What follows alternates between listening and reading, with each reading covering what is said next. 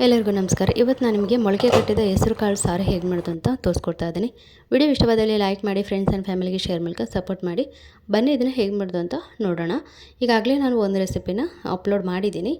ಈಗ ಒಂದು ಪಾತ್ರೆಗೆ ಎಣ್ಣೆ ಹಾಕ್ಕೊಳ್ಳಿ. ಅದಕ್ಕೆ ಜಜ್ಜಿರೋ ಅದಕ್ಕೆ ಸಿಪ್ಪೆ ತೆಗೆದಿರೋವಂಥ ಬೆಳ್ಳುಳ್ಳಿನ ಹಾಕ್ಕೊಂಡಿದ್ದೀನಿ. ಖಾರಕ್ಕೆ ಬೇಕಾದಷ್ಟು ಕಾಯಿಮೆಣಸು ಹಾಗೆ ಒಂದು ನೀರುಳ್ಳಿನ ನಾನು ಸಣ್ಣದಾಗಿ ಹೆಚ್ಚಿ ಹಾಕ್ಕೊಂಡಿದ್ದೀನಿ. ಸೊ ಇಷ್ಟನ್ನು ಇವಾಗ ಫ್ರೈ ಮಾಡ್ಕೊಳ್ಬೇಕು. ಸ್ವಲ್ಪ ಇದರ ಹಸಿ ವಾಸನೆ ಹೋಗೋ ತನಕ ಇದನ್ನು ಫ್ರೈ ಮಾಡ್ಕೊಳ್ಬೇಕು.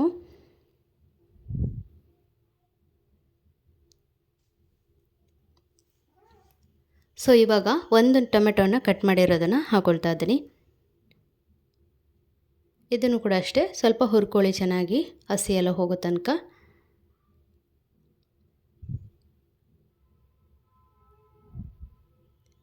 ಈಗ ಇದಕ್ಕೆ ಸ್ವಲ್ಪ ಮಸಾಲವನ್ನು ಹಾಕ್ಕೊಳ್ಳೋಣ. ಸ್ವಲ್ಪ ಜೀರಿಗೆ ಪುಡಿ ಹಾಕ್ಕೊಂಡಿದ್ದೀನಿ, 1 ಸ್ಪೂನಷ್ಟು. ಹಾಗೆ 1.5 ಸ್ಪೂನಷ್ಟು ಕೊತ್ತಂಬರಿ ಪುಡಿ, ಸ್ವಲ್ಪ ನಾನು ಗರಂ ಮಸಾಲ ಹಾಕ್ಕೊಂಡಿದ್ದೀನಿ.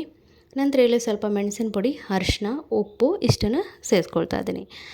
ನಂತರ ಕೊತ್ತಂಬರಿ ಸೊಪ್ಪನ್ನ ಹಾಕಿ ಚೆನ್ನಾಗಿ ಇದನ್ನು ಮಿಕ್ಸ್ ಮಾಡ್ಕೊಳ್ಬೇಕು. ಏನಾದರೂ ಗೋಡಂಬಿ ಇತ್ತು ಅಂದರೆ 1-2 ಹಾಕ್ಕೊಳ್ಳಿ.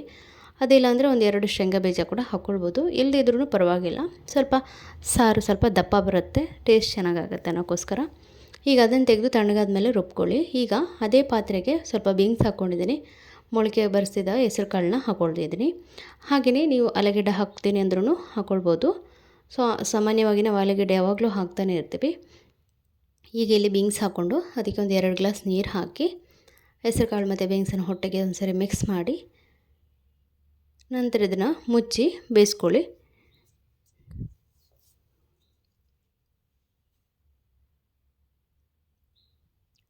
ನೀವು ಕುಕ್ಕರ್ನಲ್ಲಿ ಬೇಯಿಸಿದರೆ ಬೇಗನೆ ಬೆಂದೋಗ್ಬಿಡುತ್ತೆ. ಒಂದೇ ಸೆಕೆಗೆ ನೀವು ತೆಗಿಬೇಕಾಗತ್ತೆ ನಿಮ್ಗೆ ಅರ್ಜೆಂಟಾಗಿ ಮಾಡಬೇಕಂತಿದ್ರೆ.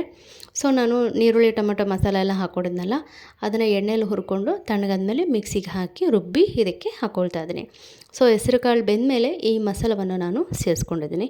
ಸೊ ಒಂದು ಸರಿ ಇದನ್ನು ಚೆನ್ನಾಗಿ ಮಿಕ್ಸ್ ಮಾಡಿದಾದಮೇಲೆ ಈಗ ಇದಕ್ಕೆ ಮಿಕ್ಸಿ ತೊಳೆದ ನೀರನ್ನ ಸೇರಿಸ್ಕೊಳ್ತಾ ಇದ್ದೀನಿ. ದಪ್ಪ ತೆಳು ನೋಡ್ಕೊಂಬಿಟ್ಟು ನೀವು ನೀರನ್ನ ಹಾಕ್ಕೊಳ್ಳಿ. ಸ್ವಲ್ಪ ತೆಳು ಬೇಕು ಅಂದರೆ ನೀವು ಇನ್ನೂ ಸ್ವಲ್ಪ ತೆಳುವಾಗಿ ಮಾಡ್ಕೊಳ್ಬೋದು.